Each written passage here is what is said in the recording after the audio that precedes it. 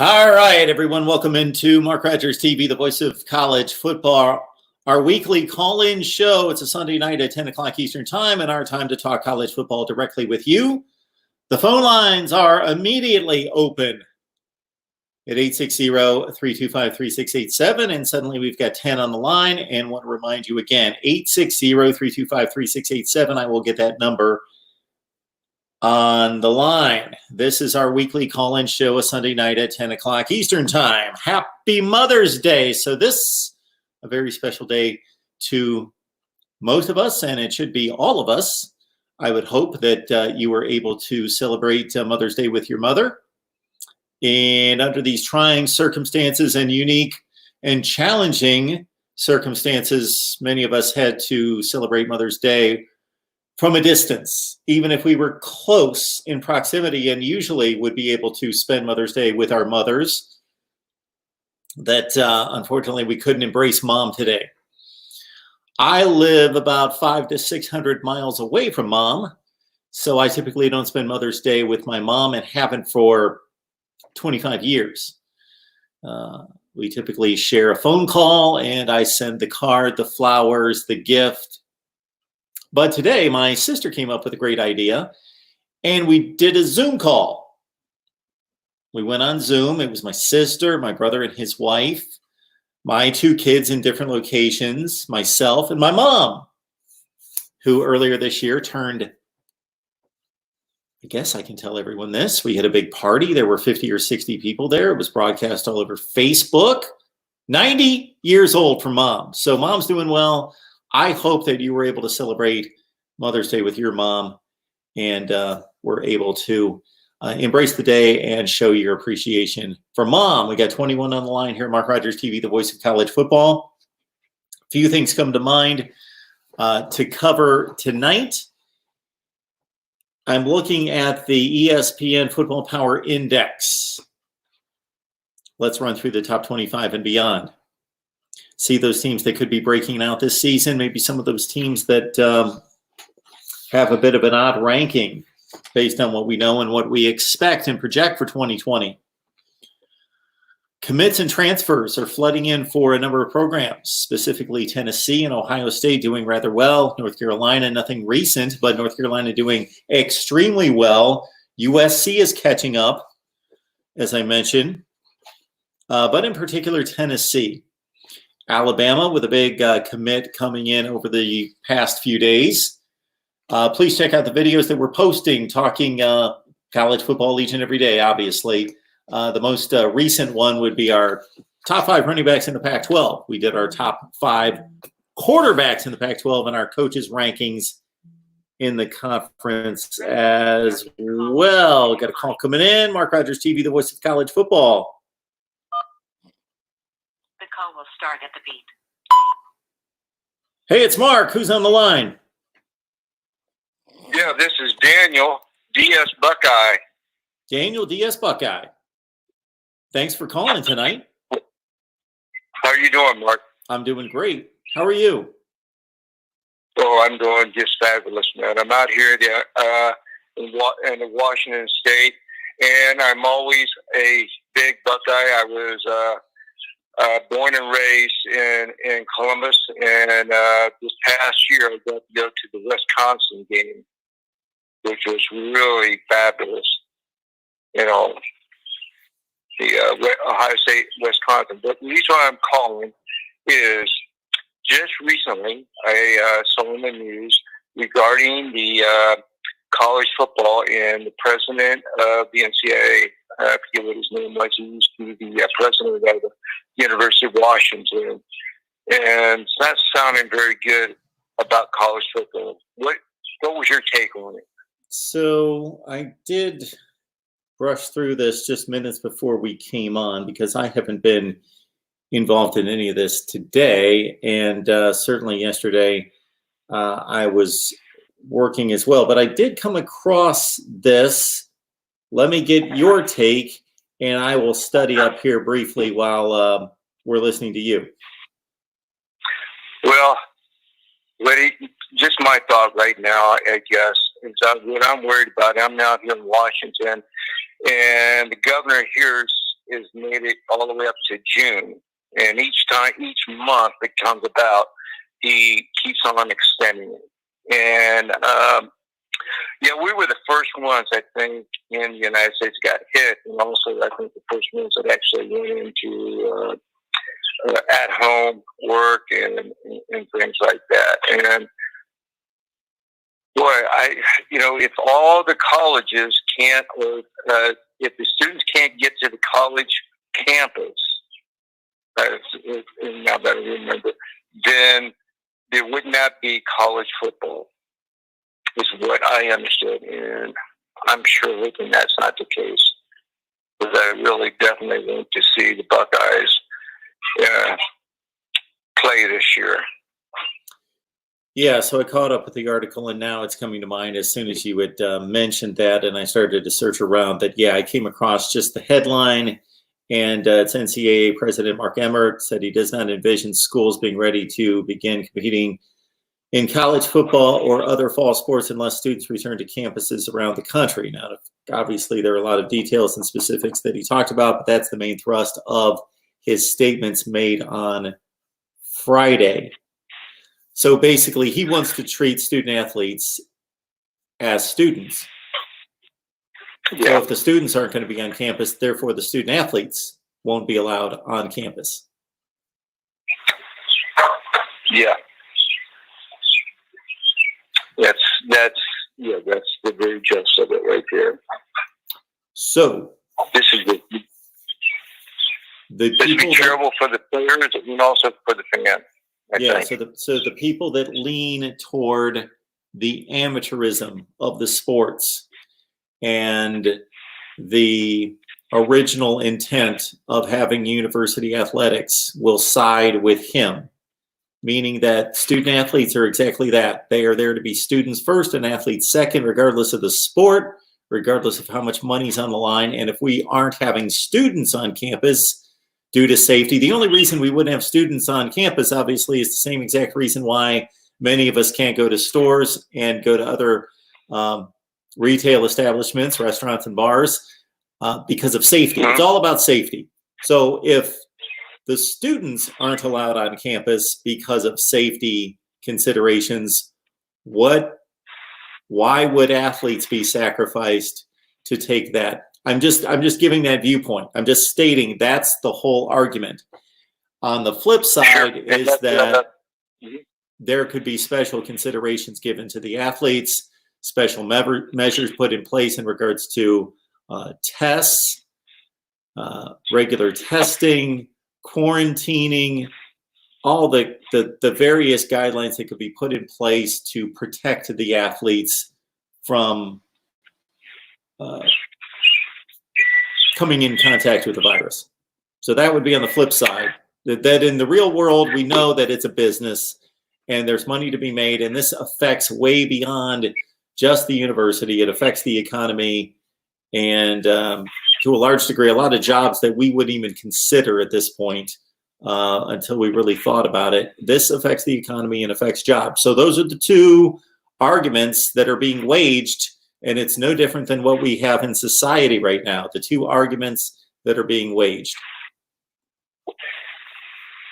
Yeah, that's very true. Now, I also remember Gene Smith, when he spoke a few weeks ago, he basically kind of in a way, he kind of said basically the same thing regarding if the students can't be on campus, why would we put our student athletes?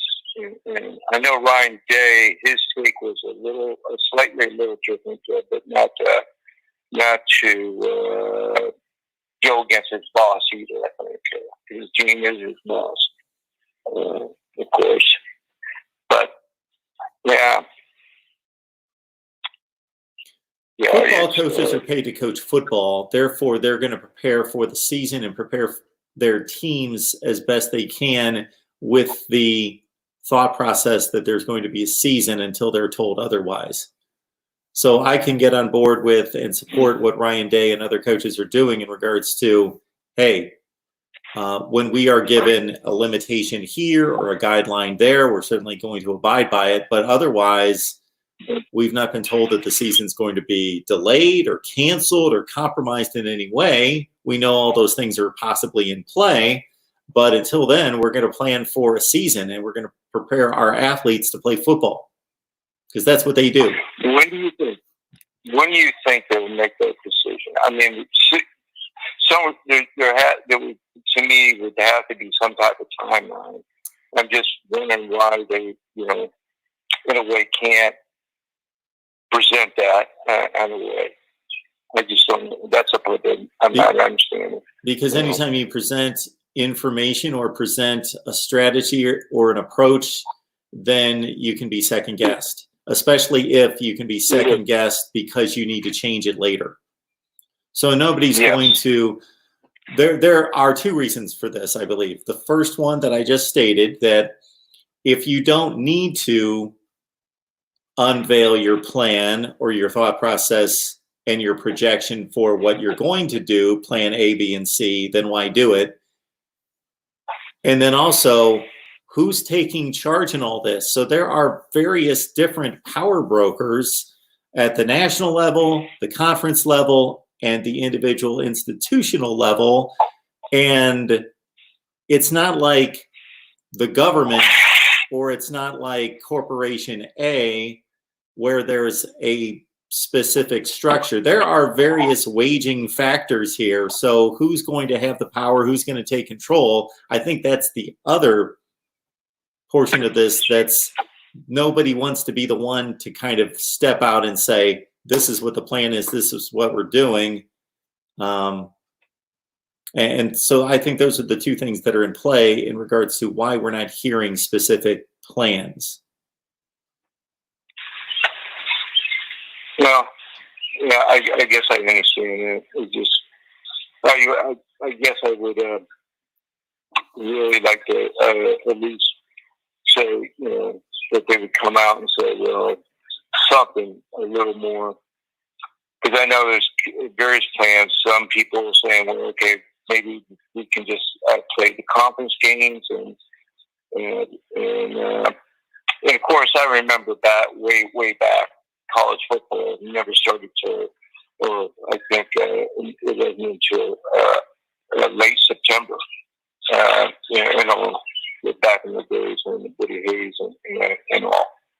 So, and then I think they only played, what was it, 9? I think it was 9 games or. Well, yes, it was a 9-game football season up until into the 60s, but that's been a long, long time. That's been 60 years since there's been a 9-game football season.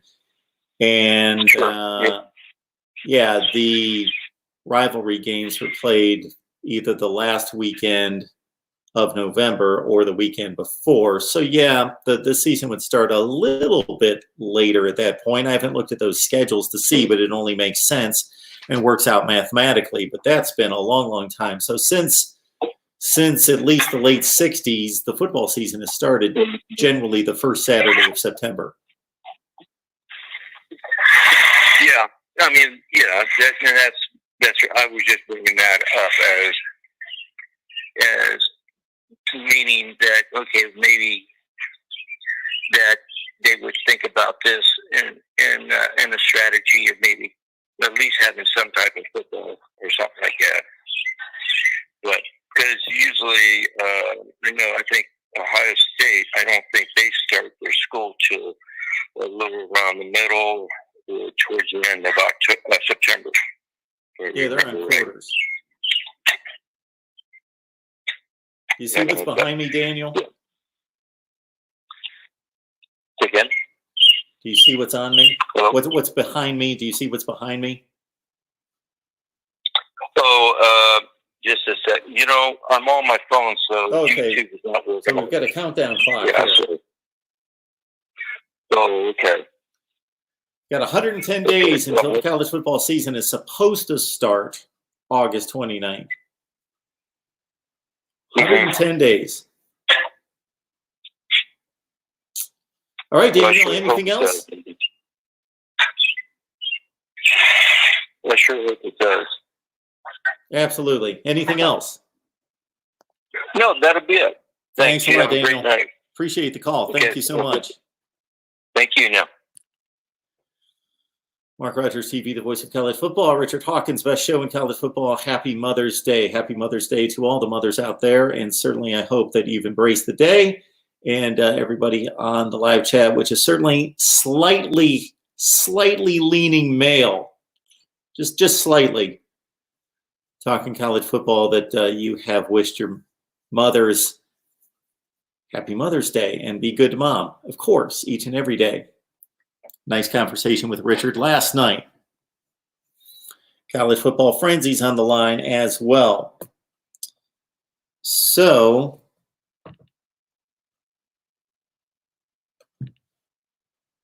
we will certainly take your questions about how the coronavirus has affected the college football season, and I certainly have my thoughts, and I've stated them before. Not that I have any secret information or tremendous insight into it. It's just logic in regards to taking everything that's been stated, everything we know about the way this has been being handled by various state governments, understanding who has authority here, putting that all together and determining what kind of college football season we could have. Looking at the ESPN FPI, Clemson's number 1, Ohio State's number 2, Alabama's number 3. That's about what we would expect it to be. And there are all sorts of projections on percentage of probability of winning a division, a conference, going to the playoffs, making the national championship game, that all seem to be pretty much in order. At this point last year, Michigan was the overwhelming favorite in the Big Ten to go to the college football playoff and was the overwhelming favorite to win the Eastern Division in the Big Ten and beat Ohio State. And Ohio State was given, I might be off by 1 or 2%, something like a 6% chance of winning the Big Ten last year. Now, of course, that's ridiculous in hindsight. Problem is, it was ridiculous at the time. So the first, and I clearly stated, are you kidding me? If we played 100 college football seasons in 2020, if that were possible, Ohio State would win the Big Ten 6 times out of 100. So let's take the FPI with a grain of salt. But it's interesting to talk about, especially since we've got in the 4th spot, Wisconsin. Do we believe that Wisconsin's the 4th best team in the country? And I know that this Power Index apparently, well, it has to also take into consideration schedule. Now, I know Ohio State is off the Wisconsin schedule. Michigan, though, is on the Wisconsin schedule from the Eastern Division. And Wisconsin also has to deal with Notre Dame out of conference. So I find it intriguing that Wisconsin is that high in the FPI at number 5 in the country. Georgia 6, LSU 7, Penn State 8, Oregon 9, Auburn 10. Nothing really jumps out at me there, although the Auburn Tigers at 10 might be a little high for them. Auburn's got to deal with North Carolina out of conference. Of course, Alabama, LSU, and also they've got a date with Georgia, of course, and Texas A&M. Oklahoma's next, followed by Texas at 12, Florida at 13, USC at 14. Sounds a little high, and UCF at number 15.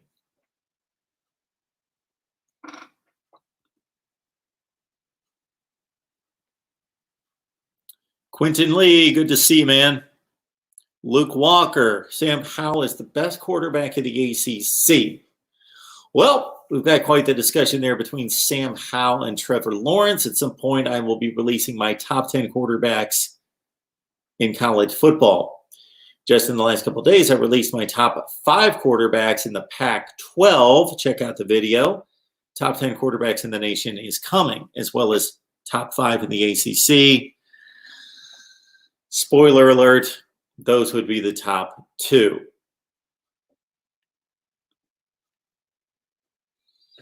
Clemson 15-0, best ever. Of course, that alludes to 2018. a redemption tour needed for 2020. So Clemson fans have elevated themselves, and their program has been elevated that high to the point of considering this a redemption tour. So basically, Clemson 15-0 best ever fan, understand that your redemption tour really can't start until a national championship game or a college football playoff appearance, and that would have to come against one team. If it's truly a redemption tour, like Michigan has gone on those redemption tours because at the time they were losing to Michigan State and Penn State and, of course, Ohio State. So their 2018 team went on this big redemption tour, or whatever they called it, because they were routinely losing, of course, to Ohio State every year, Michigan State most years, and Penn State the previous year. So they knew that they would have a chance to get redemption against all those other teams, but your Clemson Tigers, redemption against Thomas Lee. Thank you so much for the Super Chat contribution. I want to remind everyone that the Super Chat is available to support Mark Rogers TV, the voice of college football. Also, you can support us directly using a Venmo or PayPal. We've got the link in the description section of any of the videos. Again, you can support us directly at Venmo or PayPal. The links are in the description section, but Super Chat is available as well. Thomas Lee, thank you so much for the Super Chat. I will post your contribution to the screen as soon as I get there in the live chat. Thomas Lee says, hi, Mark. Buckeye transplant in Eugene. Well, that's kind of interesting. Sounds like students will be back here in the fall. Talk is Bucks versus Ducks in empty Autzen Stadium for now. Cheers. That's pretty much the way we size it up. Thomas Lee, hopefully you're able to catch us as a big Buckeyes fan on our Ohio State live stream that we have each and every week, typically with Steve Hellwagon from Bucknuts, Kevin Noon from Buckeye Grove, and Tony Gerdeman from the Ozone.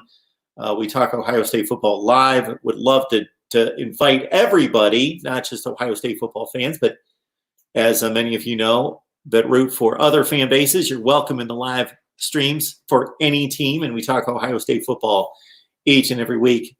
In recent weeks on Friday, but we're playing with too many schedules to pin down a specific day and time. That's why you please need to subscribe. Then you turn on the bell, you get the notifications, and you know when we're going live. So again, Thomas Lee, thank you so much for the contribution. And again, I hope you check out Ohio State Buckeyes live with us.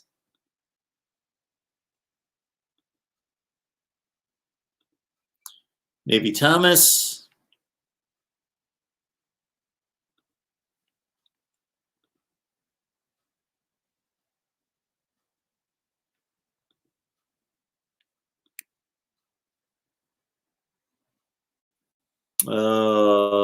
Okay. This is behind me. John Sarian, Vols are even saying they're deliberately overcommitting and will figure out attrition later. I did not hear that, John, but that's an interesting admission. It's unusual, especially at this point in the process. You would think that if Jeremy Pruitt and company would admit that they would do it at the point in which they had actually overcommitted. Right now, they're just on the pace of overcommitting, but they haven't gotten there in regards to the number of commitments and scholarships available. I don't believe, but they're headed in that direction. But interesting that they would actually admit that they're overcommitting, because you're telling the commits that you've already received that pledge from. Some of you won't be around. We're going to assess our football team and assess all of you. And if you're Mr. 3.5 star, and we've got Mr. 4.5 star coming in the building soon, and we can lock him up, well, you're gone. Not a great message to send. It's the business of college football. I don't believe it affects too many student athletes each year. I think most of these programs do. When you consider the juggling act of trying to fill a number of spots, target your commitments, you're obviously trying to get the best possible players, but then you have to be realistic and understand who's probably going to come, who's probably going to fulfill their commitment, who you can get at the end, who you can't. Then it's a difficult juggling act to take what's realistic, what's been committed, what could possibly come in the door late, and then also do the review of your football roster in regards to positional needs and how all that weighs out.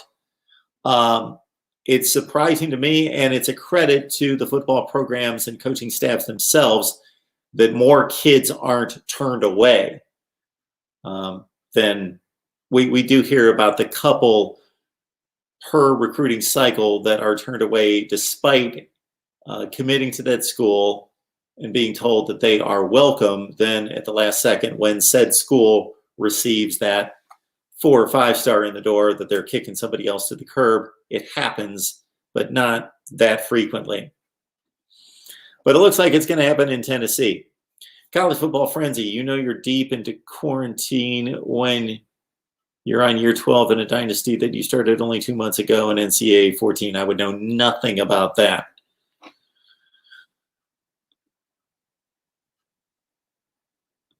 Yeah, Luke, a lot of people are getting those Ole Miss vibes. For some of you who may not be aware of that situation about 5 years ago in Oxford, Mississippi at Ole Miss, with Hugh Freeze bringing in at one point the number 1 player in 5 different positions, and was probably, it was like the 2013 or 14 class. Ole Miss turned out to be really good in 2014 and 15. It was like the 2013 class, maybe the 2014 class, and a lot of unscrupulous things were going on that people determined at the time seemed odd that Ole Miss would typically bring in a number 30, 35, 40 class, and then all of a sudden they've got arguably the best class in the country. Getting those vibes, Luke, from Tennessee, I understand, and I've heard it from other sources, not that you're really a source, but from other people just speculating. I don't know that necessarily that there's anything concrete to that, but I understand the feel. But Tennessee's not Ole Miss. Tennessee has been a top 15 recruiter even during all this downtime. So Tennessee football's been down since 2007, excluding 2 Butch Jones seasons at 9-4 that were decent. Tennessee has been awful. But during that entire time, the recruiting classes have been good. Top 15 to 25 good. So this isn't, it's a great recruiting effort by Jeremy Pruitt, but it's not the lift that Ole Miss made. Lucas, as I mentioned here, yes, they are getting recruits now that are considerably better and at a higher volume than usual, but it's not that much based on the numbers. It's not that substantially better than what they're typically used to getting.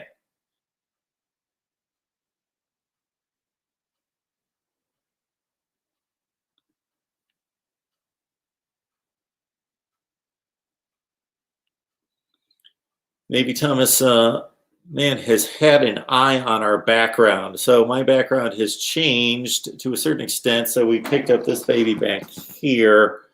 And then, of course, we add the helmets, and then we throw in the countdown clock that was a tremendous gift to us by Mr. Justin Firm. We thank you so much that he wanted to provide a countdown clock where we could count down to the season, which we're little did he know at the time that that countdown would be rather sketchy, rather shaky.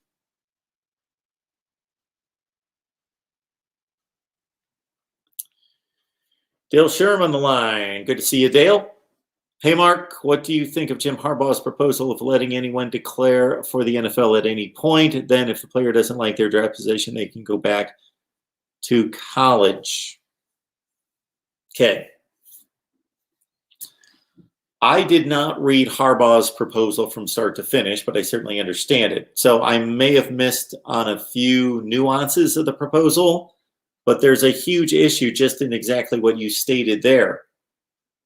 The NFL is running a business. They can't draft a kid. I know it happens in Major League Baseball all the time, but they're drafting 65 rounds. The NFL is running a business, and they have a large investment into not just financially, but in regards to the dynamics of building a roster and competing. So they can't draft players and then have them turn around and say, not high enough a position, buy. Now, if you're referring to, and I haven't read into this again, if you're referring to what goes on now, where draft eligible redshirt sophomores and juniors look to enter into the NFL draft, check out their draft grade and the evaluations that come back that are part of the system that's been built by the NFL in particular, and see that their draft projection isn't what they would like it to be, and they decide to go back to school. That's one thing. But if you're talking about if the player doesn't like their draft position, I can't imagine that Harbaugh is proposing that they actually draft the players and then they can back out of it. I would not think that that would be the case. Then it would be a completely ridiculous proposal. Even as it is, I don't like the proposal, but in a free market system, I'm all for capitalism and free market system with certain restraints for protection of the consumer and others. We are not prohibiting other people in other walks of life from earning a dollar as long as they can go out and get the job and an employer values them at the level at which they say, okay, you're worth $50,000 today, so I'm going to hire you, or I believe that I can grow and develop you into a worthy employee, but you're not worth the $50,000 right now, but I'm still going to hire you and we're going to develop you based on potential. So in the free market system, basically what we're doing to these student athletes is we're not allowing them the same rights as other people in society. Although the NFL, as a free market system component, does have the right to say, this is our company standard, and we look at the NFL as a one company in this regard. They can say, and they have, obviously, although they've lowered their standards in recent years, to say we will not allow football players at a certain age to be eligible, regardless of how good they are. So in short, when you combine the free market capitalistic side of me and the practical side of me, I believe things are fine exactly the way they are. I don't see anyone being harmed right now in college football by playing a couple football seasons or 3, depending on the age from the time that they left high school.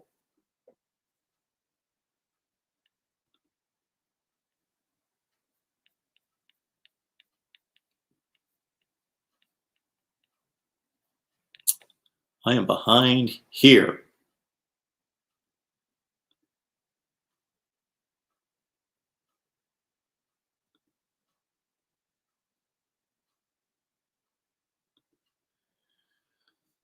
Luke mentions that he expects the ACC to be much improved this year. I think I've seen that comment from Luke and others in the live chat recently, and I haven't done the deep dive yet to preview the season, but I think it's rather practical and reasonable to expect that the ACC should be better. I don't know that it can be much worse. Look at what the ACC did outside of conference last year.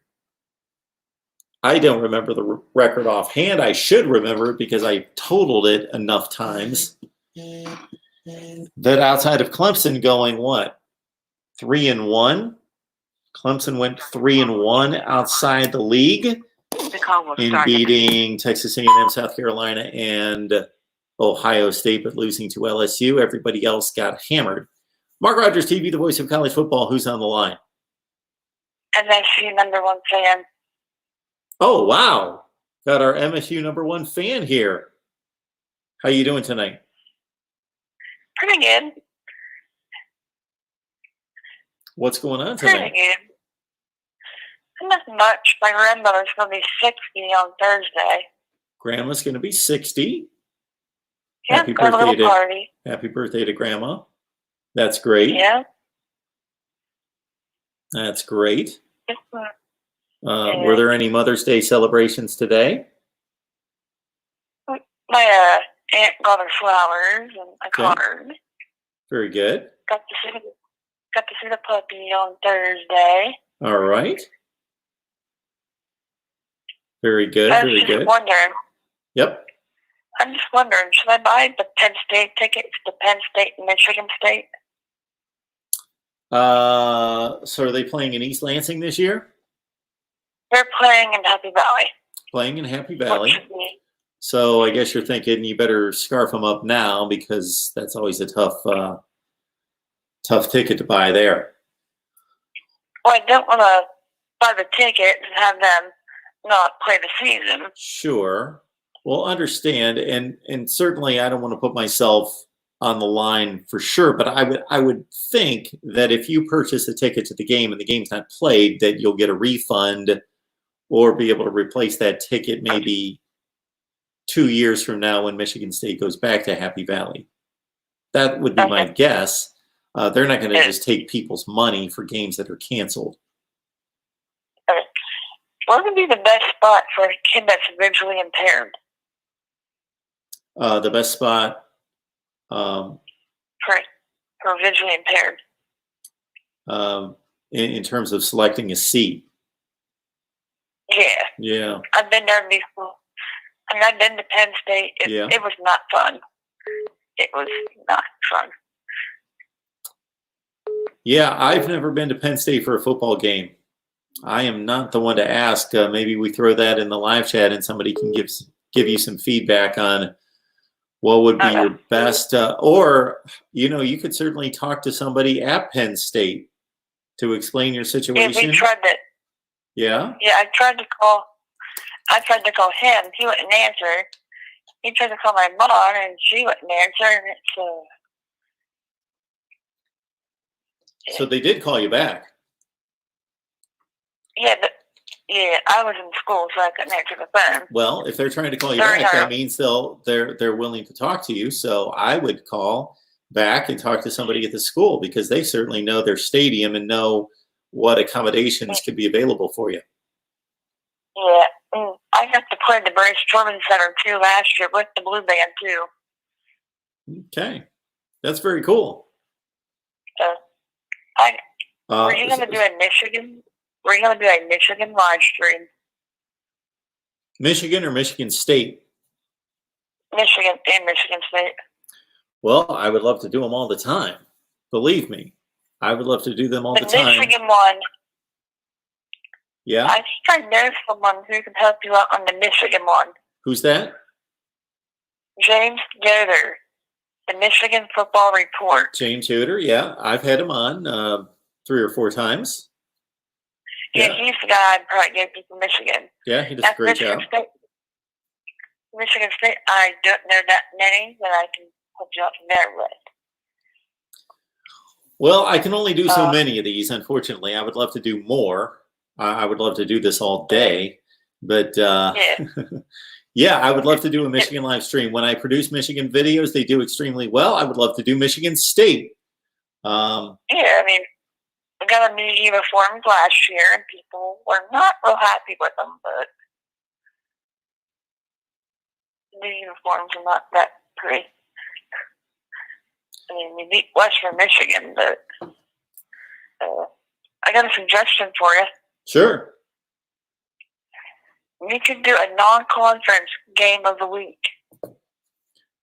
Non-conference game of the week. And what would I do with that selection? Like, you pick a game that'd be really good to watch, like Ohio State at Oregon. Yep.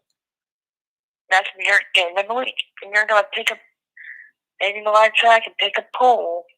This is who's going to beat who. And they do the same thing with the conferences. Oh, well, I could run a poll on any game. Sure. Yeah. For anybody who follows me on Twitter, I'm running polls constantly. Yeah, I don't have Twitter, so I just got Facebook and YouTube. Yeah.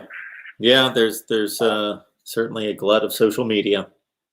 Well, MSU #1 fan, I appreciate that. I see you in the live chat all the time, and I like that you finally gave me a call. So it's great to talk to you. Yeah, I'm going to support that Peru guy from Michigan and that Ohio State one. I'm going to let you know Ohio State's trash. They're going 0-12 this year. 0-12 for the Buckeyes this year. That's the prediction. Yep. And they're trash. Because they're trash. And also, I was just going to let you know before we need to move on to other callers that are calling in right now that when you make that call to Penn State and to find out where you should sit, I would also ask them about their ticket policy on if the game gets canceled. Okay. All right. All right. MSU #1 fan. All right. Thank you. Sparty on. Beat Michigan. Bye. Oh, I was trying to pick up the other two calls coming in. Please call back, folks.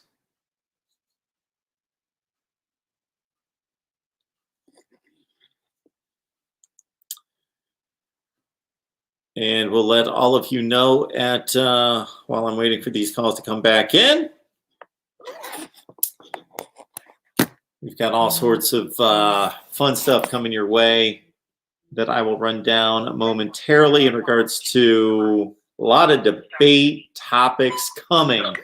There will be a whole lot of fun. Mark Rogers TV, the voice of college football. Who's on the line?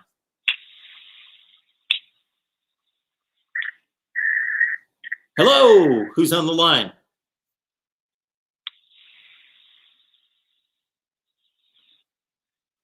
Okay, someone doesn't want to talk to me. That's fine. We got 42 on the line talking college football, and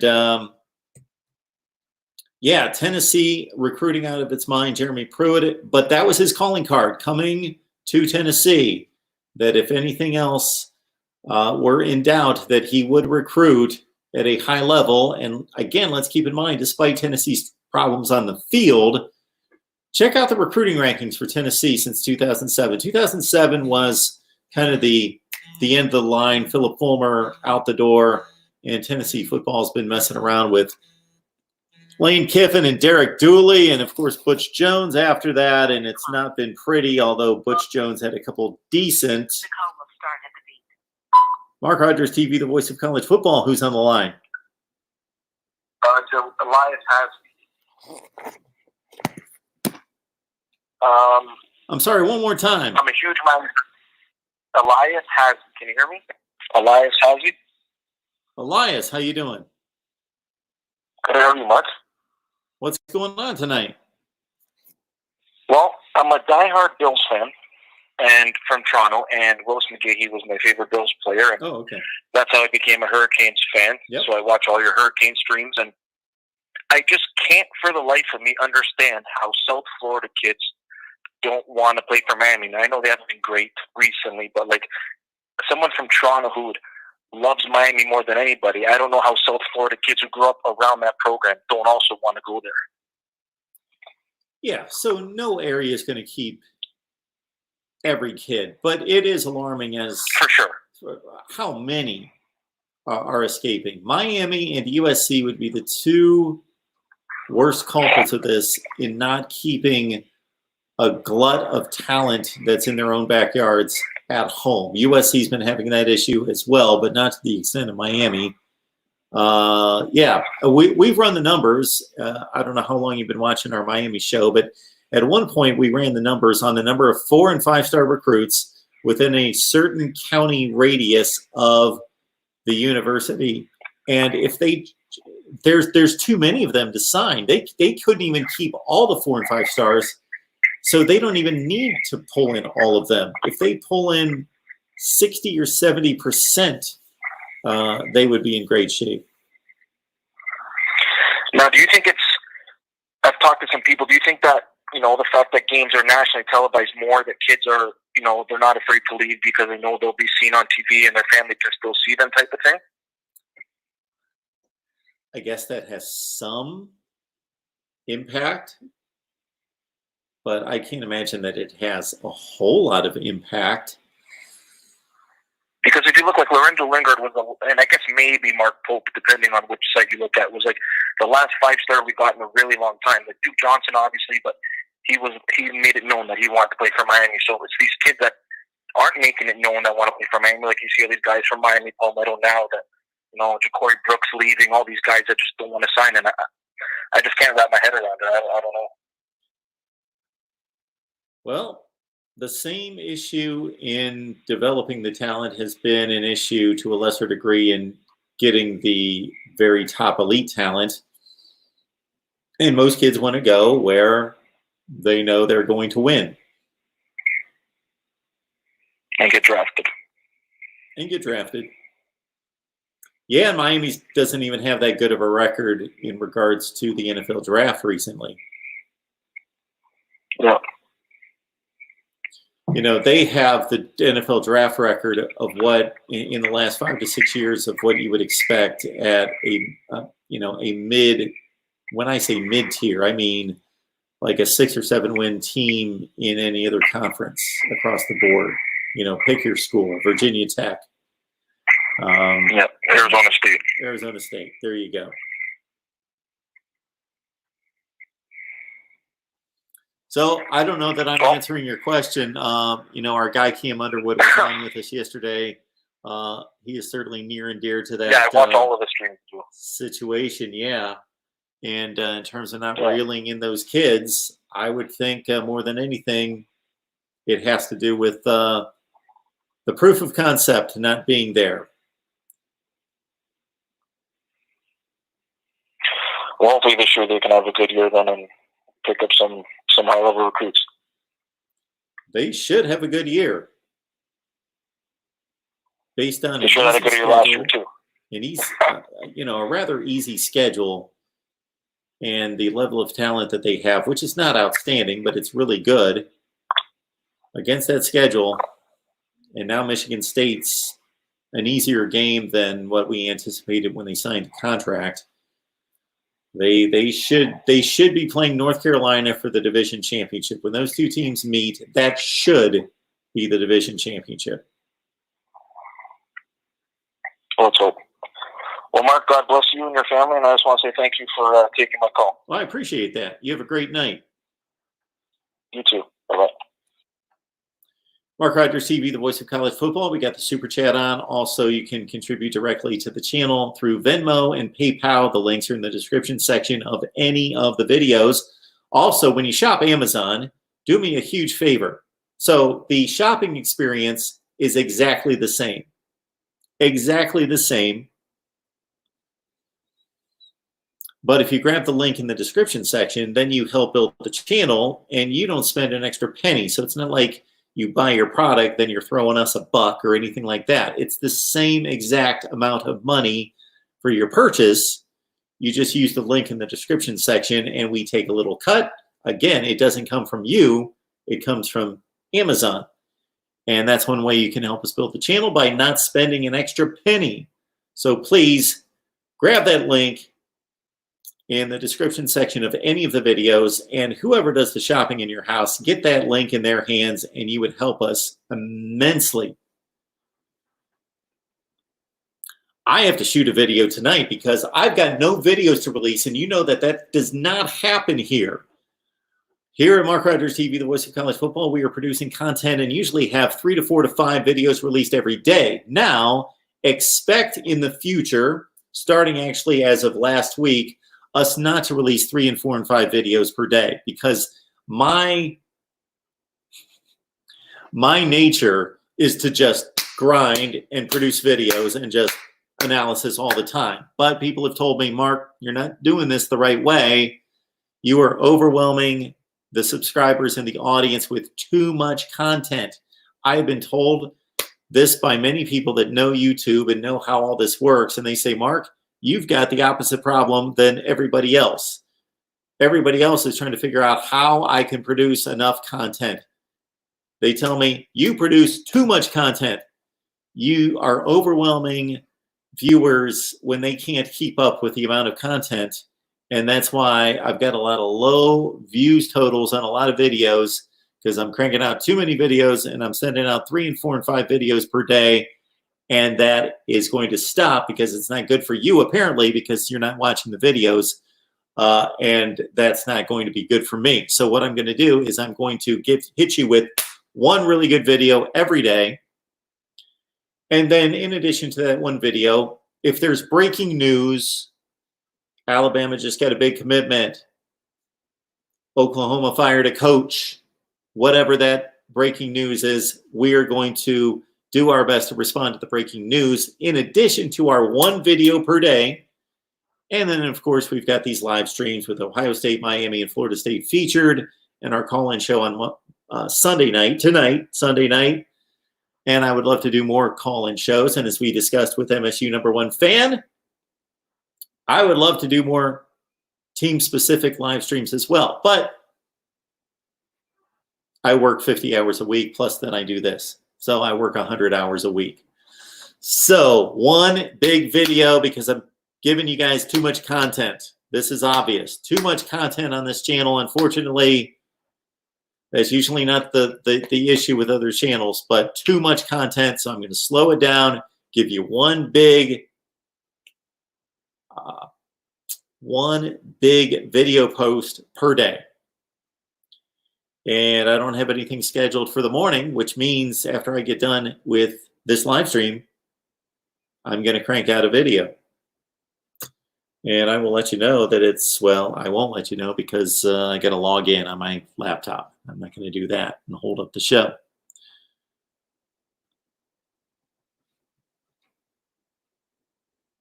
David, you were quite right about specifically last year. And not just picking Michigan, but at the percentage that they were selected to win the Big Ten. The probabilities that were thrown out last year were completely and utterly ridiculous. And it's easy to say now, but I and any reasonable person was saying that at the time, giving Michigan like a 70% chance of winning the Big Ten and Ohio State a 6 or 7% chance of winning the Big Ten.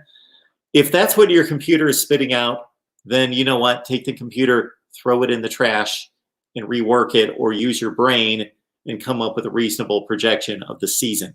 Because if that's what your computer is spitting out, then it must be the same computer that was used to spit out that Nebraska should be playing in the 2001 BCS championship game after losing by 26 points to Colorado on Thanksgiving weekend. Or it must be the same computer that spit out that Oklahoma should be playing in the national championship game in 2004 after 2003, after losing by 28 points, 4 touchdowns to Kansas State in the Big 12 championship game, and on and on and on and on.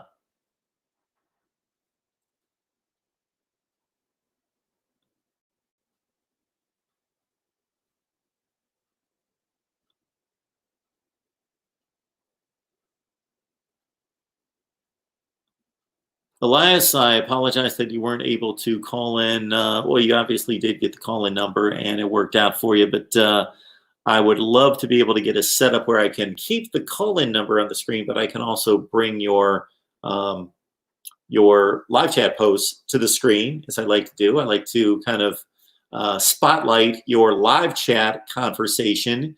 And if you wonder why I don't put certain posts from the live chat on screen, if you get into these personal back and forth conversation and debates, I'm not going to pop those in because people don't know what you're talking about, but that's fine. Have your conversation. I'm just not going to put those on the screen.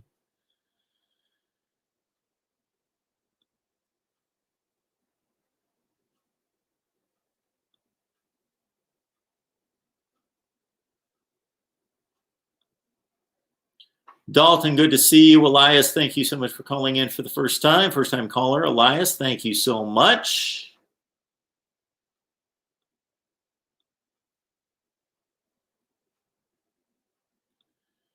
Jim Smith says, Mac Brown is a good coach. I expect UNC will have a good year, but not as good as Clemson. Okay, that's pretty reasonable.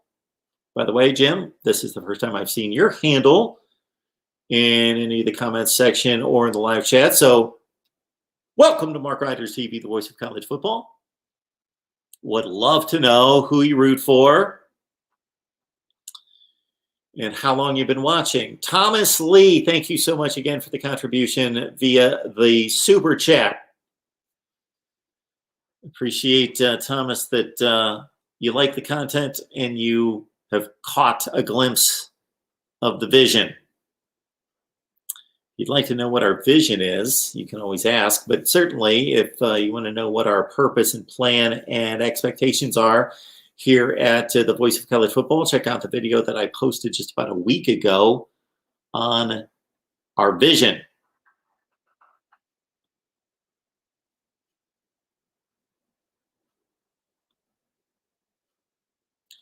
What do I think Florida State's record is going to be? This is coming from number one Duval and Noel Fan. To do that, of course, I've got to look at the schedule.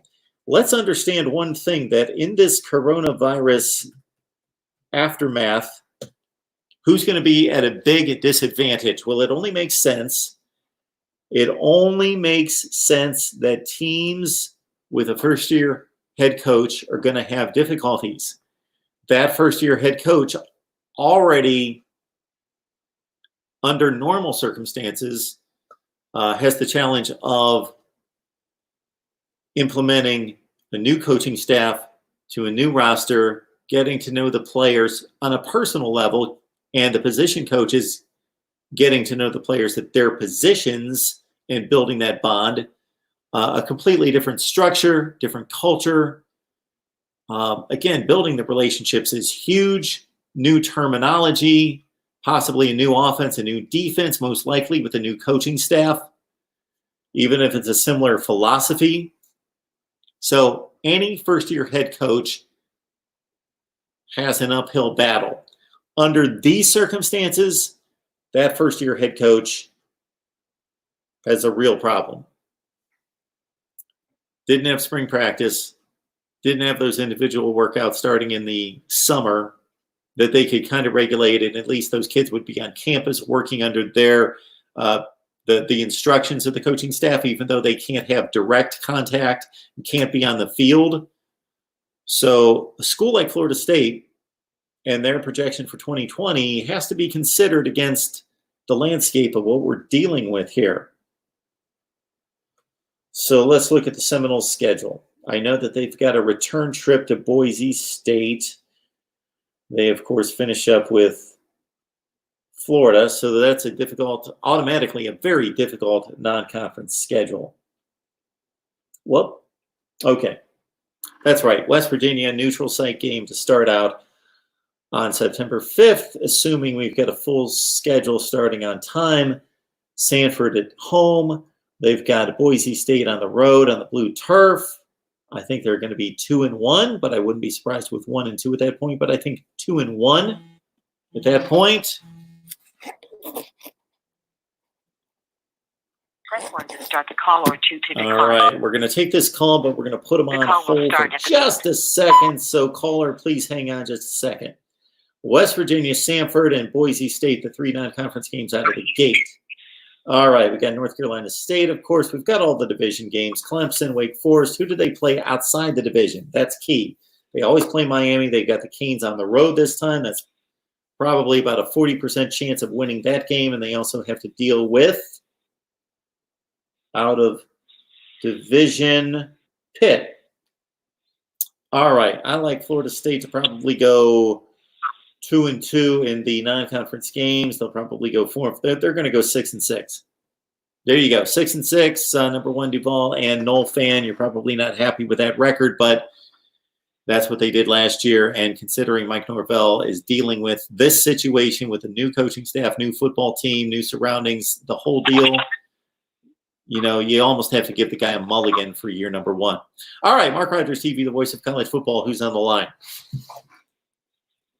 This is J Love T. Good evening, Mr. Rogers. J Love T, how are you? I'm great. I'm great. I'm great. I have a question to ask, and please educate me on this. And I'm sorry if I'm putting you on the spot, because, like I said, I just wanted to have this conversation. I think there's how many days until college football? I think 130, 140 days. If I'm not mistaken. Love T, can you see the screen right now? Can you see my screen? Yeah, I can see your screen. You see my countdown clock? Oh, wow. Oh. Boom, 110. Now that's the week 0. So just about everybody else is starting 7 days later. So 117 to just about everybody else. Oh, okay. Thank you. I didn't even realize that. Yeah, so the question that I have to ask, like, when is the deadline of when, like, if we're going to have college football or not? Because let's say this goes on another 30 days or 40 days. Correct me if my math is wrong. That's 90 days until week 0. So how would you think will that work? Well, what we generally have, J Love T, is an August camp that runs from August 1st until the first game of the season, which is typically right around September 1st. So these teams have about 30 days typically to prepare for the football season. But of course, they had individual workouts on campus. They had a spring practice, all the things that we didn't have this year. So I would think that the estimation would be that the coaching staffs and the personnel need to be on campus a couple weeks before the players. Then the players hit campus, and they would need a minimum of 4 weeks, but probably more like 5 or 6 weeks before they can play a game. Okay. That's all right. Thank you. I thank you for that information. So basically, 40. I don't want to be wrong. 45, 60 days. Yep. Basically, so 45, 60 days is enough. Yeah. So these campuses need to be opened up for us to start playing football on time on September 5th. Let's forget the week 0 game. September 5th. That on roughly July 5th to 10th, 15th, something in that range, mid-July, everybody needs to be able to be on campus, and the players need to be on campus shortly after that. Okay. All right. Thank you so much for giving me this information, and I will share it on Twitter. And one more thing too, I might as well interview you since I have the time. What expectations do you have for your Ohio State Buckeyes this year? Before I answer that question, J Love, I would say also let's consider that with all these new guidelines because of the social distancing and the disinfecting that's going to have to be done and all that, all the football staffs are going to have a whole lot of help from the administration and personnel outside the football program to work on those kind of things that are going to have to be put in place as well with all this going on. You know, there's going to be all sorts of quarantine guidelines and guidelines of, players can only do this and be, will have to travel together and eat together and do all these other things and have to be tested twice a day, and all sorts of things like that are going to have to be worked out. And I don't think that the football staffs in and of themselves are going to have to work on that. They're going to need a lot of help from the school, but they're going to have to understand what they're going to have to do. So maybe tack on another week of just figuring a lot more than a week to figure that out. But just, again, more time and consideration given to things that we've never had to deal with before. All right, Ohio State should be as good as they were last year. They should be as good as they were last year. The offensive line's intact. They've lost wide receivers, but the guys that they've got as understudies are maybe more talented. Justin Fields back at quarterback. They do lose J.K. Dobbins, so their best running back's gone, and their running back depth could be a concern. Running back and linebackers could be a bit of a concern. The secondary's loaded. The defensive line is loaded. They're just as good as they were last year. But that doesn't mean that they won't lose a game. If you're asking me to project their record, I'd say 11-1.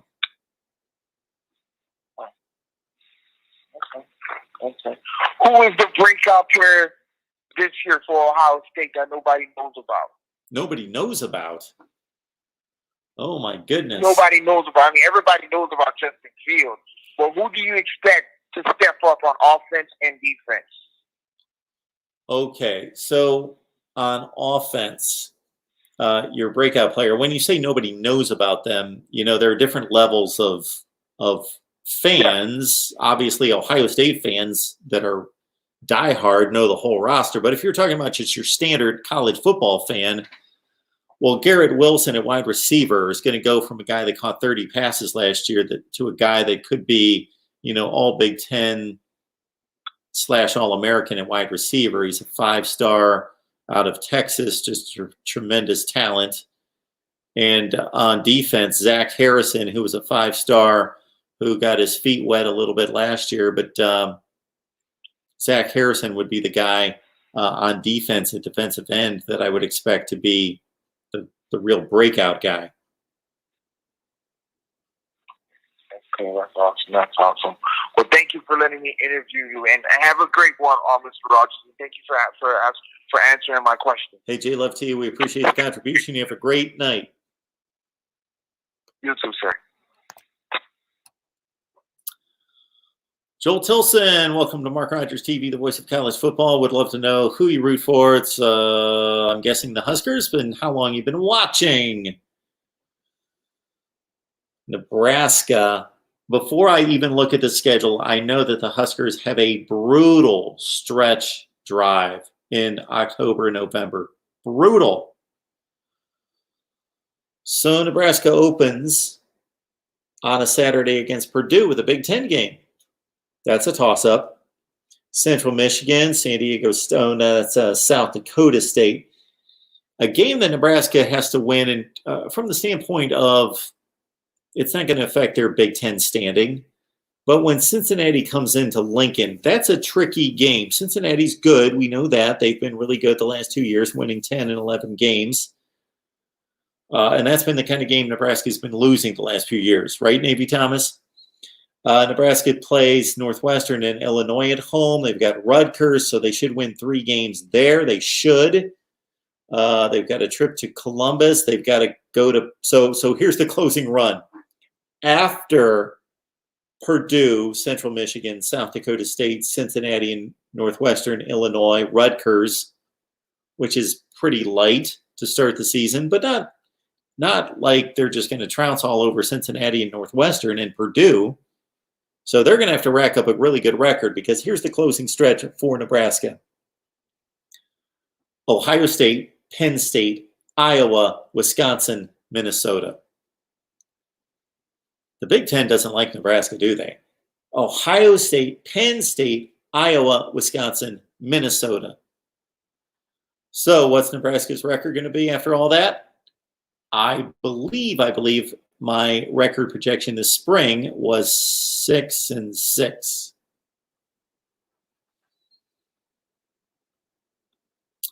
Your guy Nate saying 8-5, and he's a Nebraska fan, and also projecting the bowl game. So Nate's got it all over me, because he's even looking into the crystal ball to project who Nebraska is going to play in what bowl game.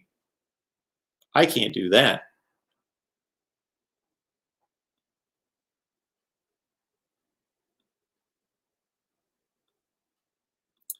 David, I know you're an Ohio State fan, and while I'm a Notre Dame fan, I know Ohio State is now the big boys on the block between recruiting and keeping the coaching staff somewhat together. Okay, thought we had a question there. David, good to hear from you. Richard, had a nice conversation with Richard last night. Scott Frost, big bust. I am not willing to say that yet. I still think he was the right guy to hire. Scott Frost came from UCF as, of course, a former Nebraska quarterback who did wonders with the offense at Oregon and did wonders as the head coach at UCF, taking an 0-12 team, turning them into a 13-0 team, goes to Nebraska, loses his first 6 games. Then he got a lot out of that football team in 2018 down the stretch, 4-2, 2 losses to Iowa. Last play of the game, Ohio State by 5 points in Columbus. So big things expected when you look at that, and Adrian Martinez coming back in a decent recruiting class. And yes, last year was disappointing. I expected Nebraska to play much better than 5-7 against that schedule. And they've got a schedule that's going to be difficult to deal with this year.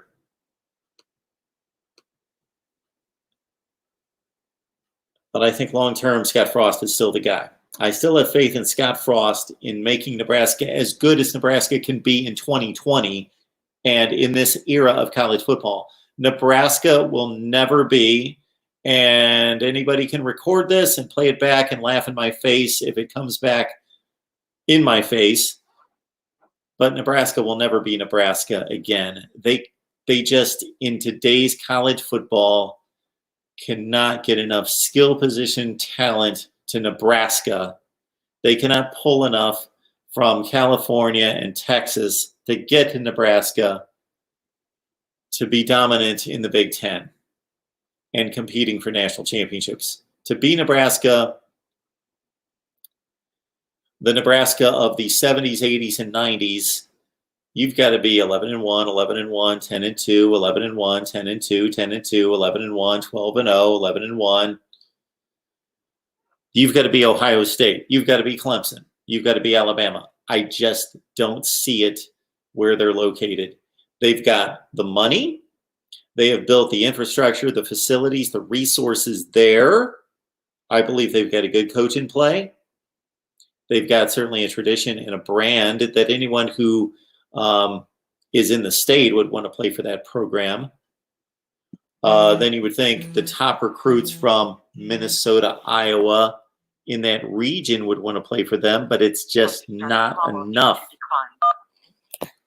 And then again, to go to California and Texas and get the best kids, sure, they'll be able to go to those places like they have been and get really good kids. And they've even gone to Florida. And we just had this discussion with Cam Underwood from State of the U a couple shows ago about Nebraska coming to South Florida and pulling decent talent out, but not the type of talent that will win national championships. Mark Rogers TV, the voice of college football. Who's on the line? Hey, it's your buddy, Hawkins. Oh, there he is. What's going on, man? Nothing. I just want to chime in with you about Nebraska. There's no way they will ever return to the Tom Osborne, Bob Devaney days. It's college football's changed too much. With a really great coach, they can with a really great coach with the history and tradition that they've got. They can go back to having a really good team, but we'll never see that 40, 50 years of non-losing records where they were always up near the top and always in the preseason being talked about as, possible championship contender. That's never going to happen again. The dynamics of football have just changed too much. No kids from the South want to go play football up in freezing cold weather up in Nebraska.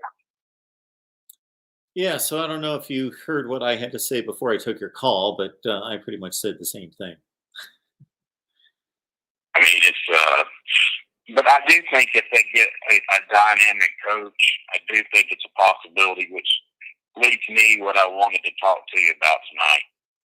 I mean, you're both very familiar with Urban Meyer. Of course, he coached your Buckeyes and my Gators. Where do you think he's going to end up next? Because I think USC is obviously going to – I'm surprised that he didn't go to USC this year. I'm surprised that they kept Clay Helton. I was actually shocked. But I think the USC job will be open next year unless Helton wins 10 or 11 games. Texas job, I think, is going to be open. I think there's a possibility Nebraska job could be open. I think even the Miami job could be open with the Diaz coach team last year was the poorest coach team I saw in college football.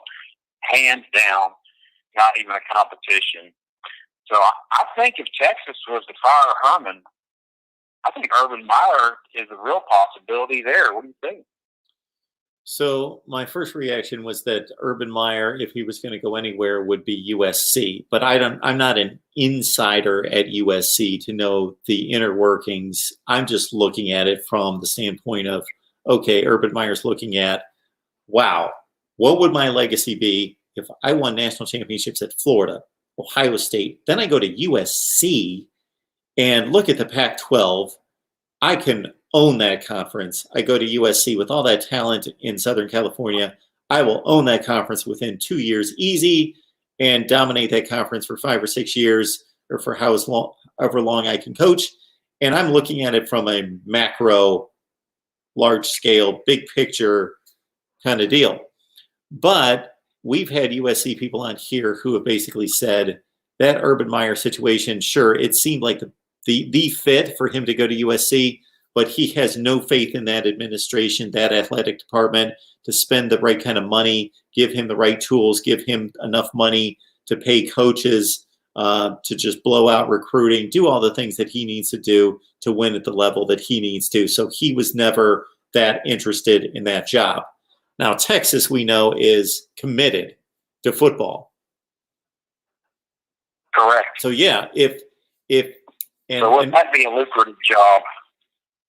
And whatever anyone thinks about Urban Meyer's health, whether that be in the past or how it projects to the future, let's put that aside. Just talk football and making good decisions. Yeah, Urban Meyer, if he had, which he would, of course, he's Urban Meyer. He's arguably the best or second or third best coach in the country. Then in looking at all those jobs, where would I go and where would I expect Urban Meyer to go, considering what I've heard about the USC situation? Texas, yes. I mean, I really think that job, if Herman goes 7-5 or 8-4 again, I mean, I really believe he'll be on his way out. I think the patience is growing real thin down there in Austin. And I just don't see them bringing him back. Not if he's mediocre again. And if you think about it, in the Big 12, other than Oklahoma, who has he got to compete with? In fact, if he's there, he'll be beating Oklahoma within 2 years, in my opinion, because he'll have somebody put together a much better defense than what Oklahoma has been putting together for the last half decade or whatever it's been, maybe longer. He'll take over the conference. If he was to go to USC, he'd take over the conference in 1 year. He'd take it over. I forget, but when he took over for Cincinnati's head coach, wasn't he? He went undefeated in that first season he was there. Yep. But they were all, yeah. I mean, he'll take that program out. If he does that, he'll take either one of those programs. I mean, he may not be Oklahoma year one, but year two, guaranteed. Because he'll put together a defense. He'll find somebody to put together a defense. And his special teams are awesome. I know you know that. Yep. And he's always going to find somebody who can run a tight spread and dynamic quarterback. So, I mean, and I'll tell you what, to me, the Urban Meyer Stakes is what it should be next year, because I'll tell you, out of all the places where he could go, he could just truly dominate, and your Clemson fans are not going to like this. Okay? But I don't care what they think, it's true. If he was to go to Miami, Miami would be back, and they would dominate. If he could get in that area and recruit that area, you can forget about it. Well, the guy's got a track record of turning around wherever he steps on campus. So it's happened 4 times now. And the last 2 where he had the resources to do it, he, of course, won national championships and had... Well, Mark, I don't mean to cut you off, but let's look at Urban Meyer. to me, there's a very good argument that he is the best coach in college football. Okay, Sure it is. look what he did at Utah. At Utah, okay, but before they were even in the Pac-12, you know, he took them to heights they had never ever seen. When he was at Bowling Green, you know that College Game Day came to Bowling Green when he was there? I mean, he put that program, he gave it some significance when he was there. The guy is a master psychologist. He's just a smart dude. He's a fantastic coach. And I know this from being at Florida, and a lot of Florida fans are not going to probably agree with me about this, but I mean, I love Coach Spurrier. Don't get me wrong. I love Coach Steve Spurrier, but in some ways, I love Urban Meyer as much or more. I was very happy with Urban Meyer. I don't care what anybody says about him. As far as him as being a head coach, he cares about his players. Have there been some instances that, you know, the school and maybe some decisions where he was sympathetic to something? Yeah, it's happened, but really, I can point to a lot of other coaches that have way worse. Urban Meyer's going to get pointed at because he's up there and he's up at the top of the mountain, and they're always looking to take people to the top of the mountain down. But I'll tell you what, whoever wants to pay him, if the University of Miami would pay him top dollar, they're serious about getting back and winning national championships, it would happen. And I'm a Florida fan, so I wouldn't want to see Urban Meyer go to Miami, but if he does, Miami's a legitimate national championship contender year one. So, yeah. So you just outlined what he's done at all four schools to turn around situations where Bowling Green was winning 3 games and he goes there and boom, they're 10-2. And then he goes to Florida. And of course, as you well know, you can look at the Florida situation, losing 4 to 5 games under Ron Zook, a lot of 7-5, 8-4s. Boom, you win 2 national championships and almost win a third. Then bam, he comes to Ohio State, takes a 6-loss team, which was, they were better than 6 losses. They were in disarray under a interim coach, but still, boom. And they could have won. And the argument here is anybody will tell you that Nick Saban's been the best coach in college football over the last 10 or 15 years. But the argument for Urban Meyer is actually Urban Meyer has a better record than Nick Saban. He won 91% of his games at Ohio State. He is the best record in the history of college football, aside from the dudes that have black and white photos from the 1920s. You know, Newt Rockne, Frank Leahy, you know, just a different game, basically. So post-World War II, he has the best winning percentage in college football. Yeah, he had 2 teams recently that could have made a playoff. They could have been selected, but they weren't. But who knows what he would have done with those teams making the playoffs. So he basically lost 1 game a year at Ohio State. Yeah, he was phenomenal. He's always been phenomenal. And wherever he goes, wherever his next job is, I can guarantee it, he'll be phenomenal there too. And what's interesting, Hawkins, about what you say about Urban Meyer possibly going to, whether you pick out USC, Texas, or Miami, the 3 things that those schools have that wasn't the case at Ohio State. So Urban Meyer, sure, he went to a football factory. So obviously we see what Ohio State was before and after Urban Meyer's, that it's a great football program. But you got to go elsewhere. Ohio is a good recruiting state, but it's not great. It's not good enough to win national championships. You can't just stay at home and win national championships recruiting Ohio.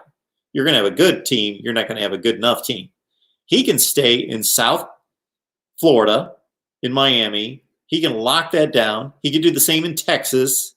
Oklahoma lives off Texas recruits. Well, he can say that's done. That's not happening anymore because he's got it over Lincoln Riley that he's Urban Meyer. He's won national championships. Do you just want to stay home in Texas and win national championships? You can do that now. Or in Southern California, the same thing. Like he doesn't. And he'll go those other places and still pull the top players out of other places, but he doesn't. It's not a situation like I'm in Ohio. I'll get the 5 or 10 best players in Ohio, but man, I got to go to Florida and California and Texas to really get the elite guys to win national championships. No, he's got them right there at those 3 spots. I was going to say, well, Mark, he uses connections down in Florida from when he was head coach in Florida. He still had those connections when he was up at Ohio State, and he pulled, just off the top of my head, I know he's got a lot of good Florida players, but for one, it aggravated the crap out of me because I know if he'd have been in Florida, he would have got him there. He had both of the Bosa boys right there from St. Thomas Aquinas that he got. Yep. And I'll say this about Urban Meyer, too. If Nebraska was to fire Scott Frost, which if he's like he was these last 2 years, they'll probably get rid of him. Mm-hmm. If they decided they were going to throw a bunch of money at him, he is the kind of coach. If he went to Nebraska, he could get Nebraska back to being Nebraska football. There's always that caveat. If you hire the right coach, that you can get your program back to that. But outside of that, I don't see Nebraska, like you were saying before, I don't ever see them being back. They're going to have an iconic kind of head coach for them to be what they were. And I don't know if an iconic head coach is going to go there. I don't know that Urban Meyer, if he's looking at Miami, Texas, and USC, in the pantheon of college football, Nebraska is right there with those. But in the real world of 2020, Urban Meyer is going to have a much easier time winning national championships going to one of those other three spots. I don't know if he wants to wrestle around with Nebraska. Well, who's the highest paid coach in college football right now? It's between Dabo, Saban, and Harbaugh. They're all way up there. So what if we put Urban at the highest paid coach? Maybe give him $1 million more. If you're a Nebraska alum, if you're part of all that Nebraska football stuff, wouldn't it be worth it to you to give him, if you was going to do that for any coach, wouldn't you be willing to do that for him? And I'm not advocating for Nebraska. I hate Cornhuskers. I'm just saying, wouldn't you want that? Well, that's not my argument. That the argument is not from the Nebraska side. They are football crazy and would do that, I believe. But I don't think Urban Meyer would do it. You don't think money talks? He's got plenty of money, and if he can go to Miami, Texas, or USC and make $500,000 less, but know that he can win national championships. Well, yeah, I agree with that. I'm saying they might have to fork him out another extra $1 million or $2 million per season. That's what I'm trying to say. Yeah. But yes, obviously, I mentioned those other schools first because those are the places where it'd be easiest for him to win. But I'm just saying, if there was a bidding war for him, and if somebody wanted to make it just a huge run at him, Nebraska should do everything that's in their power to try. They should at least make an attempt, because that's the only way they're going to get back to that Nebraska that me and you grew up with. Yeah, so otherwise, what I'm looking at with Scott Frost, and I've not given up on Scott Frost, but they're trying to reach the Wisconsin-Iowa level, and that's what they're going to be if they improve. Is they're going to contend for the Big Ten Western Division, and they've pretty much got the same situation as Iowa and Wisconsin. They've got all sorts of recruiting challenges, but they've got a really good program. They've got a great name. Kids will want to play there to a certain extent, and they'll be able to, win their 9 games every year and compete for that division. Well, Nebraska. I was just going to say real quick, Nebraska's problem is they got what they got to deal with their fans is what's happening over at Minnesota, and they see what PJ Fleck is doing. Yeah, and of course that's another top-notch coach that we have right now in college football. When you can get Western Michigan, or wasn't it Western Michigan? Yeah, it's Western Michigan. Yes, it gets down to the Cotton Bowl for crying out loud. Yeah. And done what he's done at Minnesota so far is freaking amazing. This guy can coach, and somebody's going to get real lucky with him. I mentioned Urban for those places. PJ Fleck could be in the mix for those places as well. Sure, he could. Yeah. Yeah, when you can go to Minnesota, and I'd like to see it happen year after year and not just the 1 year. This why it'll be interesting to see what Minnesota does this year. But you could see it coming at the back half of the previous season. But to go to 11-2, finish in the top 10 in the country at Minnesota, and beat Auburn in a bowl game, that just doesn't happen. And how long has he been there? How long has he been there? 2 years? This is he just finished his third year. Okay, so even then, that's still amazing to do what he's done there. The guy can flat out coach. But that's another problem for Scott Frost, is the fact that Nebraska fans are going to look over here and say, look at what this guy's doing in Minnesota and what you're doing over here. Nebraska, way more football tradition than Minnesota. Sure. Way more resources to fill people willing to spend big bucks. I think they've still got that sellout record that they've got that's been going on for years. Nebraska they love their college football there, and so that's got to look bad on Scott Frost when they look around the same conference and see PJ Fleck doing what he's doing in Minnesota. Yeah, absolutely. Absolutely, because there's no reason for it long term that Nebraska shouldn't be a better program than Minnesota. I agree. Well, hey, I'll give you a holler later. Keep on the good work, man, and keep it going. Thanks, Hawkins. Appreciate it, man. Have a good night. You're welcome.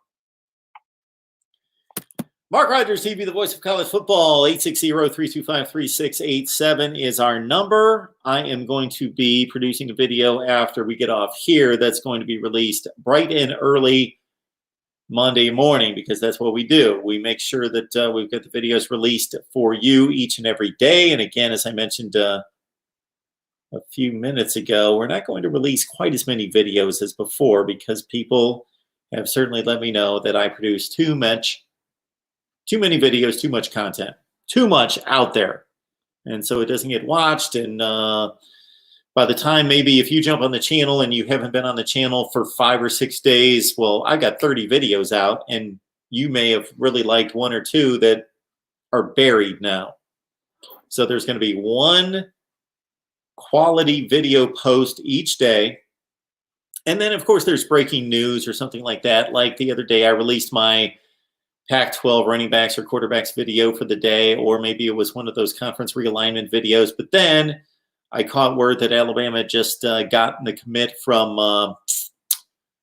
Ja'Cory Brooks, the wide receiver, and then also that Talia Tungavailoa had entered the transfer portal. So I thought we need to get on that. So I released that video immediately.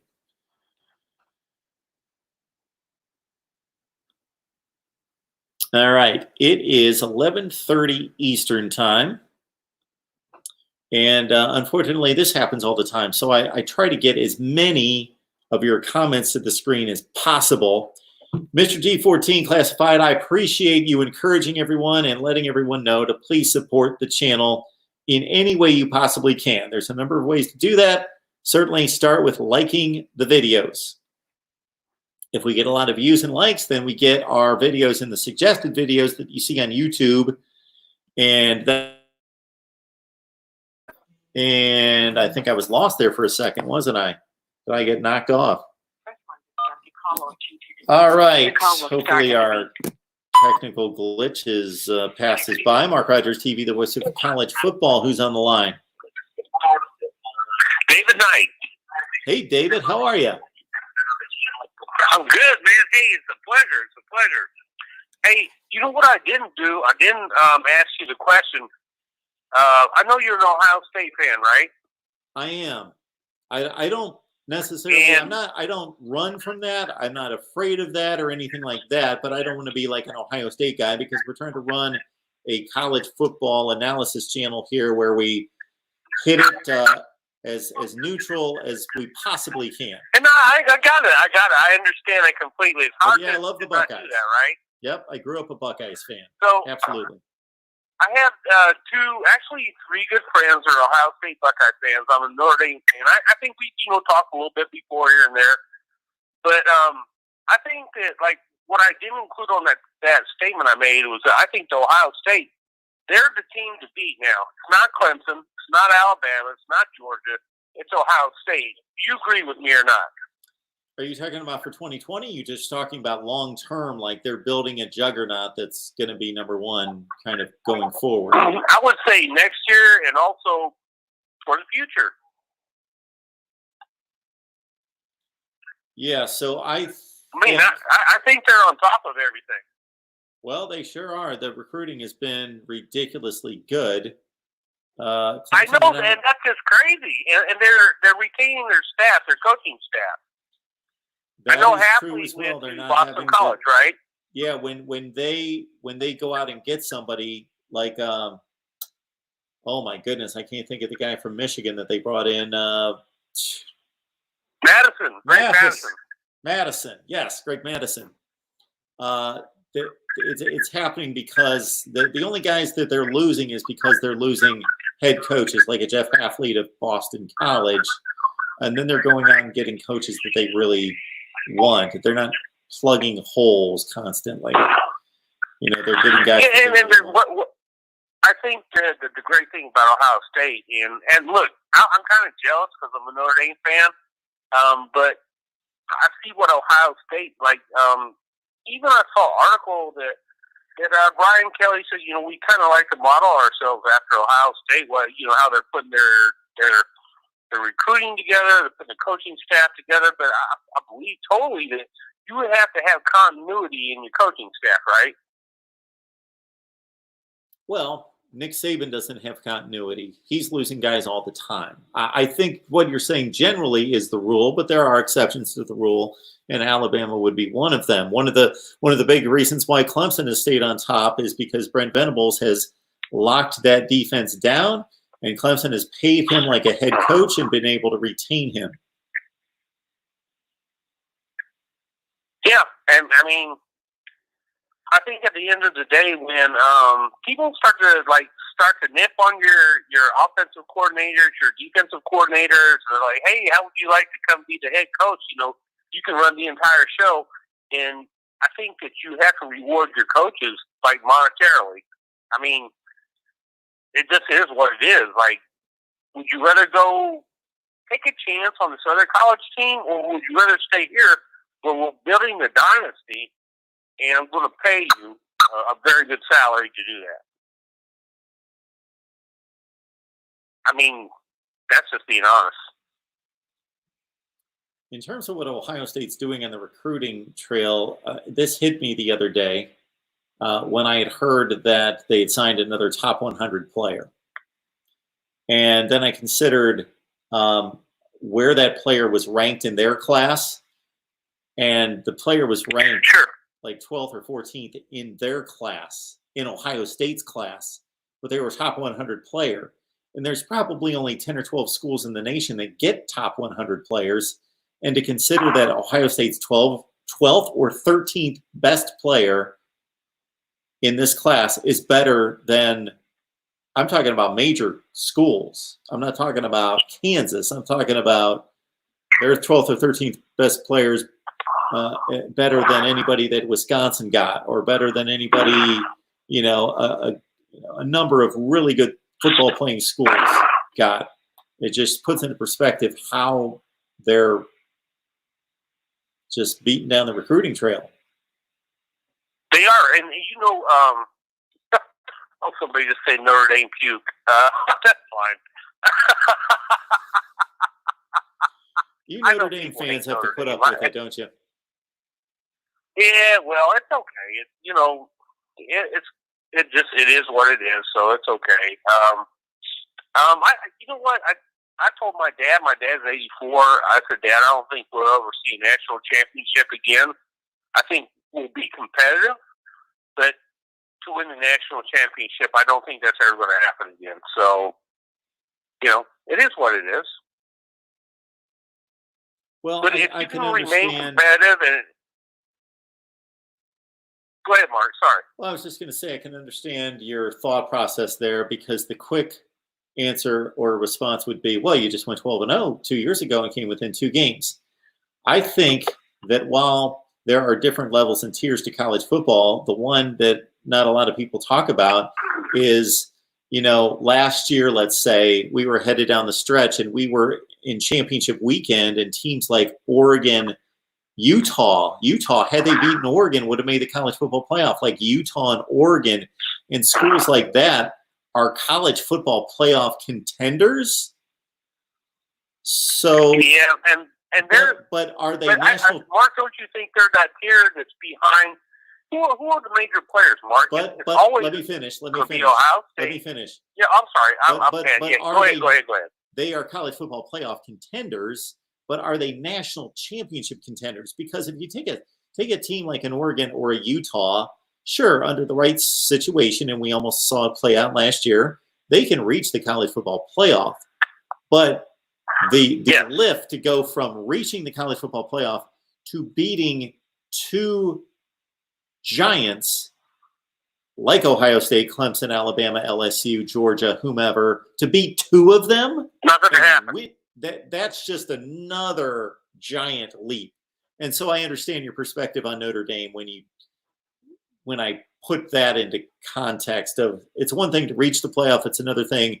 It's one thing to be a Washington, Michigan State that reached the playoff. It's another thing to be able to beat two of those elite teams to win the whole thing. Yeah, and also, Mark, I would say that you have to have depth. Like if you go back to the Notre Dame 2012 season, they had starters. They had zero depth, right?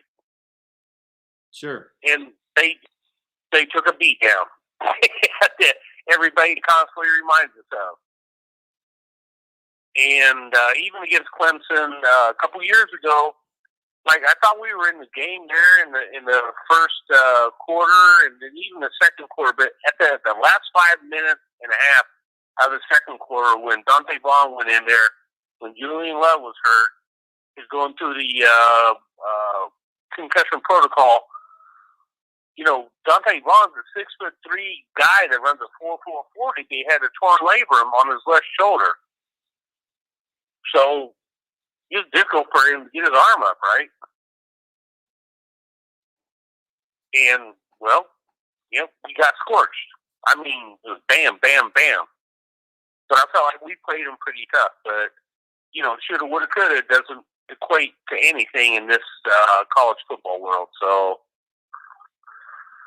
it's always it's a tough challenge, and I know that Notre Dame's got, like, on their offensive line, they've got 4 guys that are projected to go in the top 30 picks for the NFL. I think they've been weak on offensive line. They don't have any game breakers until Chris Tyree is coming here next fall, if we can ever play college football, So, I mean, we got things to do, but my whole point with all this was I think that Ohio State is the nouveau riche. They're going to be the team to beat. It's not going to be Clemson. It's not going to be Alabama. It's not going to be Georgia. It's not going to be LSU. No way. It's going to be Ohio State, and I know you're an Ohio State fan, and I'm not buttering your muffin what I'm saying. I think that you guys have that model that's in place that you're going to be extremely successful. It's not in 1 year. Like you said, it's going to be in 10 years. Good stuff, man. I can't. If that all adds up. I can't necessarily disagree, but at the same time, I don't know about being the team, the program. I think there's a collection of them, and I think that will continue. Yeah, but I think you got a leg up on everybody, and I also believe that that Ohio State's recruiting base, even though it's considered a North team, I think they'll bring in the players that they need to bring in that will keep them on the upper echelon and head to the high road. I graduated from Purdue. I'm a Notre Dame fan, and my friends are Ohio State fans. So, they're kind of like my third team in the queue. So, anyway, I know you got a lot of stuff to do, so I appreciate talking to you. Hey, thank you so much for the call. I appreciate it. Call back sometime. Okay. Take care, friend. You too. All right. I think we've about wrapped it up. The Ace 2 is telling me I need to go to sleep.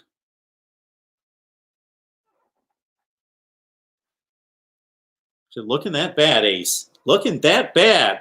Trying to get me to go to sleep. Well, I got a house to clean. I got my daughter's birthday tomorrow. Got a house to clean. Got a video to cut. I've got a number of good topics. I got a lot of good stuff. I got down times. Going to go through college football history. Look at the elites when they've been down. I got the 15-year bloodbath, Ohio State, Michigan. I got Clemson, Ohio State, little rivalry talk, or is that a new rivalry? I've got the 1983 do-over. Talk about that. I've got SEC dominance, recruiting numbers, NFL draft, on-the-field performance. Got my 2020 top non-conference games. I've already released that video, so please check it out. But I'm going to go with the 2020 under-the-radar non-conference games. I even have my top 25 games of the decade. Got a lot of videos to cut here. And we will release one of these tomorrow morning because I'm going to get off here, cut that video. I've got an audio podcast to do that's going to be released on your favorite audio platform for the morning, and clean the house. But before I do all that, I want to remind everyone that please use the Amazon link in the description section if you go to Amazon, and I know that most of you do, or many of you do, because the numbers on Amazon are ridiculous. I heard something like 60% of the country shops at Amazon. So please use the link in the description section because it's exactly the same in terms of a shopping experience for you. So some of the money might as well come to Mark Rogers TV, the voice of college football, because it's not going to cost you a dime. Also, we, of course, have content, of course, coming out every day. You know that if I'm doing the Pac-12 top 5 running backs and quarterbacks and coaches rankings, that I'm going to do that for all the conferences. And no, I'm not forgetting about offensive linemen, defensive line play, anything like that. We just started with quarterbacks and running backs. I will do as much as I can possibly get to. David always asking me, kind of extolling me to wear the Art Schlechter jersey. Maybe at some point again. Clemson's 4-0 against Ohio State. We'll measure that and size it up and give you a few other angles to this burgeoning rivalry. All right. If you left a comment or a question that you really want to get to me, please copy and paste it. Leave it in the description section of any of the videos so I can see it there and respond. Right here, Mark Rogers TV, the voice of college football. Thank you so much for your support. We will see you soon. And, of course, every Tuesday night at 10 o'clock, every Sunday night at 10 o'clock Eastern time, we're right here. You know what I'm thinking? Tuesday night at 7 o'clock Eastern time, Florida State Seminoles live. Tuesday, 7 o'clock Eastern time, Florida State live talk. Ohio State and Miami, you've got to subscribe to get the notifications to know when we're going live with our Ohio State talk as well. Everybody who called, everybody who jumped on the live chat, even if you just sat and watched and listened, thank you so much for supporting the channel. We'll see you next time.